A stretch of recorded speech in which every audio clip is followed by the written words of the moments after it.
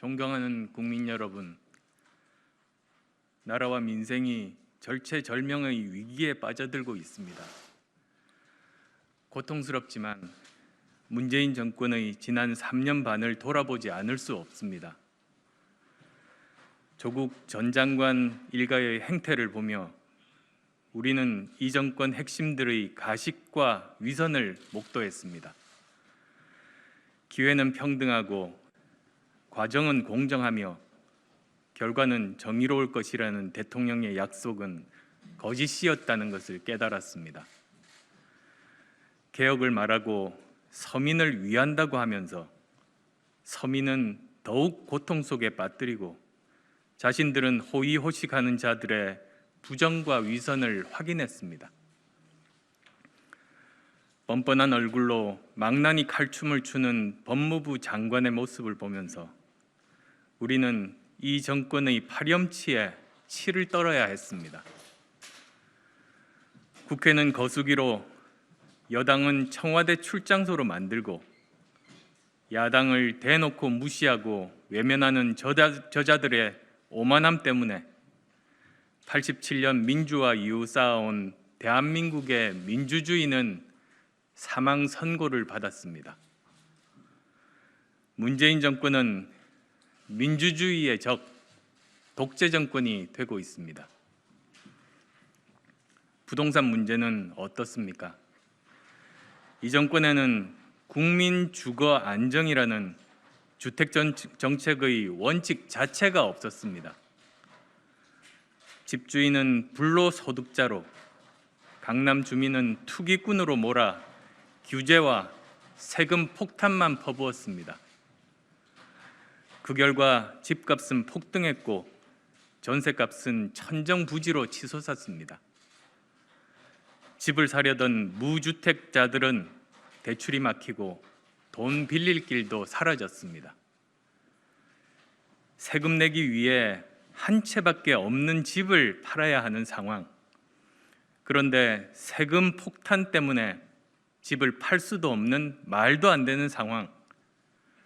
보유세로 몇 달치 월급을 뜯기는 상황을 만들어 놨습니다. 소득 주도 성장하겠다더니 월급 모아서는 영원히 집을 살 수 없는 서울을 만들었습니다. 주거 사다리를 완전히 걷어차서 영원히 끝나지 않을 것 같은 양극화 지옥의 터널로 전 국민을 내몬 것입니다. 그뿐만이 아닙니다. 저는 코로나19 발생 초기부터 올 겨울에는 대규모 확산 사태가 일어날 것이며 올해 말 정도에 백신이 나올 것으로 예측되니 철저하게 대비해야 한다고 공개적으로 말씀드렸습니다.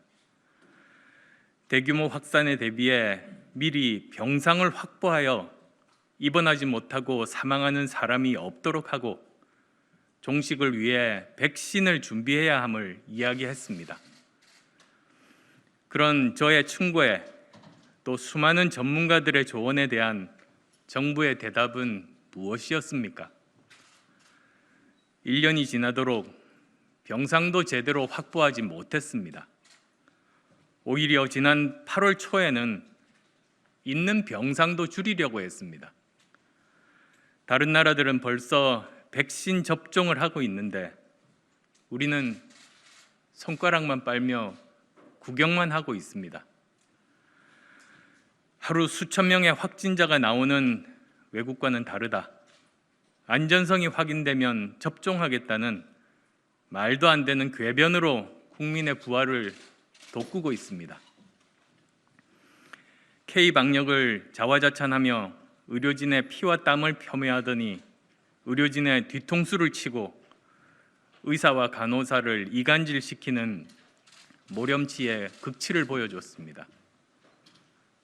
특히 코로나19 백신을 구하지도 못해놓고 자신들의 무능을 감추기 위해 4,400만 명분을 이미 계약한 것처럼 계속 국민을 속이는 행태에 분노했습니다. 이런 정권, 이런 무능을 내년 보궐선거에서 심판하지 않는다면 대한민국은 세상 물정 모르는 운동권 정치꾼들이 판치는 암흑의 길로 영원히 들어서게 될 것이라는 결론에 이르렀습니다.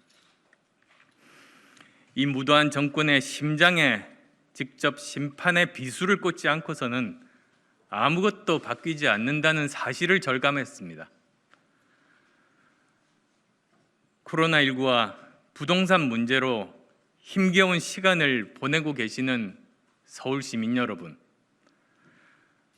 그동안 당 안팎에서 많은 분들이 제게 서울시장 출마를 요청하셨지만 저는 다음 대통령 선거에서 대한민국의 새로운 변화와 미래에 대한 구상을 국민들께 말씀드리고 중도 실용 정치로 합리적 변화와 개혁을 실현하고자 했습니다.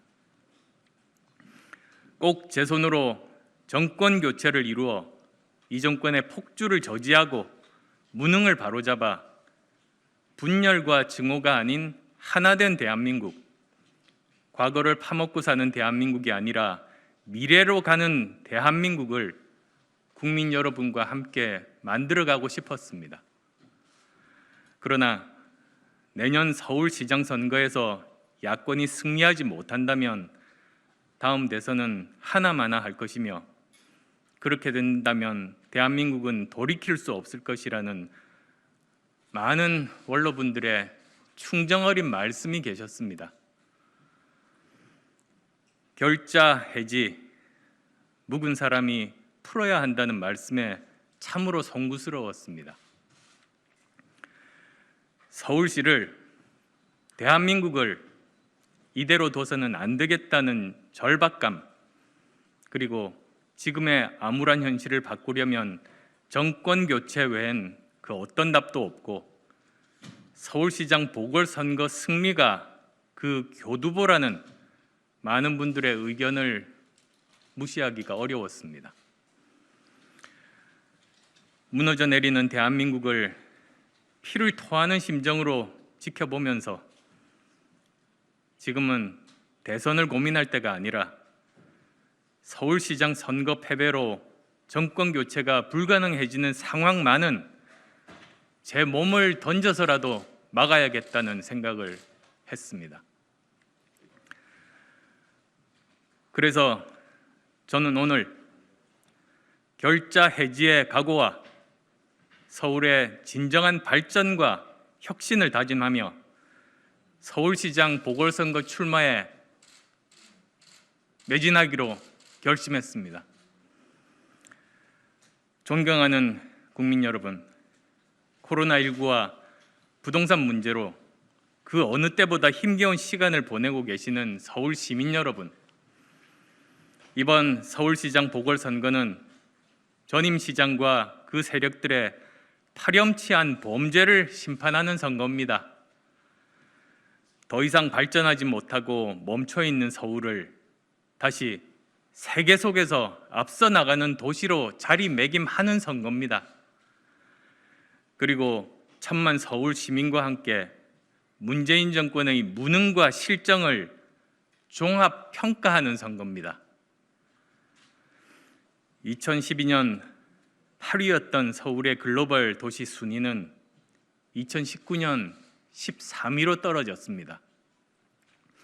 글로벌 도시 전망은 2015년 10위에서 2019년 44위로 34단계나 추락했습니다. 이제 정파와 진영에 갇힌 서울시를 서울 시민이 진짜 주인인 도시, 경쟁력 있는 글로벌 세계 도시로 만들어야 합니다. 음흉한 범죄와 폭력의 공간이었던 서울시청 6층을 열린 행정, 투명 행정의 새로운 공간으로 확 뜯어 고치겠습니다. 지난 9년간의 서울시정을 평가하고 시정을 사유한 세력들의 책임을 묻겠습니다. 그리고 시민을 속이는 정치는 샅샅이 찾아내서 뿌리를 뽑겠습니다. 많은 분들이 당신은 어떤 해법이 있냐고 물어보십니다. 저는 이렇게 대답하겠습니다.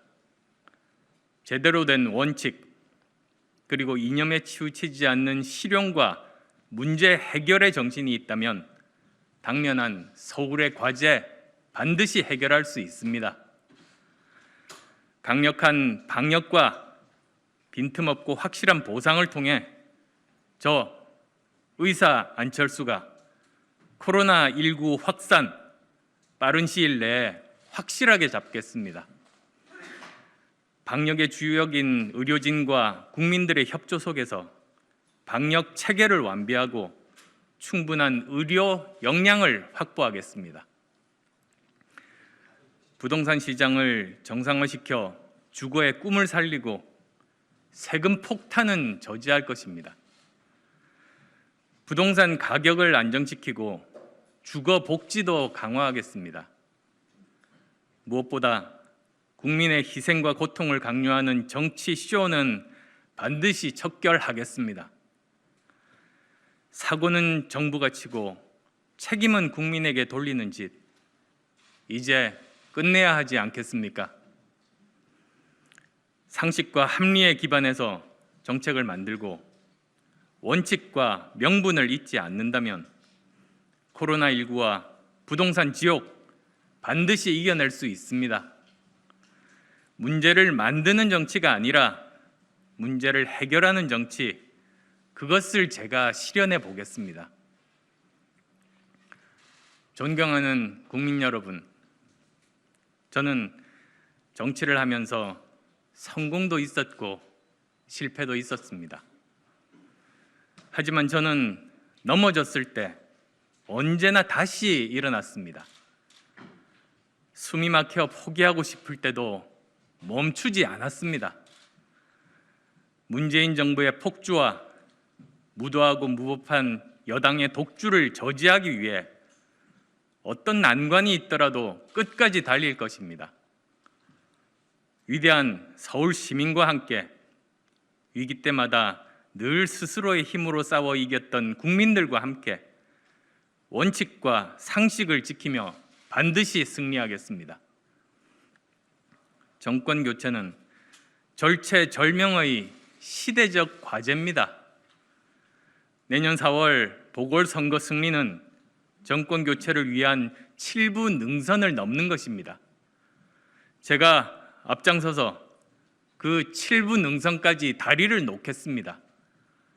반드시 이겨 정권 교체의 기반을 만들겠습니다. 약속드립니다. 내년 4월 보궐선거, 안철수가 이기는 선거가 아니라 전체 야당이 이기는 선거를 하겠습니다. 야당이 이기는 선거를 넘어 시민과 국민이 이기는 선거를 하겠습니다. 대한민국 서울의 시민 후보, 야권 단일 후보로 당당히 나서서 정권의 폭주를 멈추는 견인차 역할을 하겠습니다.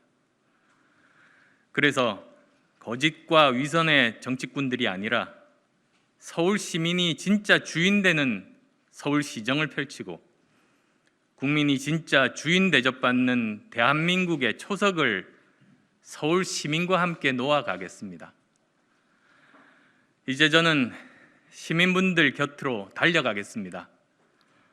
오늘은 출마를 결심한 배경에 대해 말씀드렸습니다.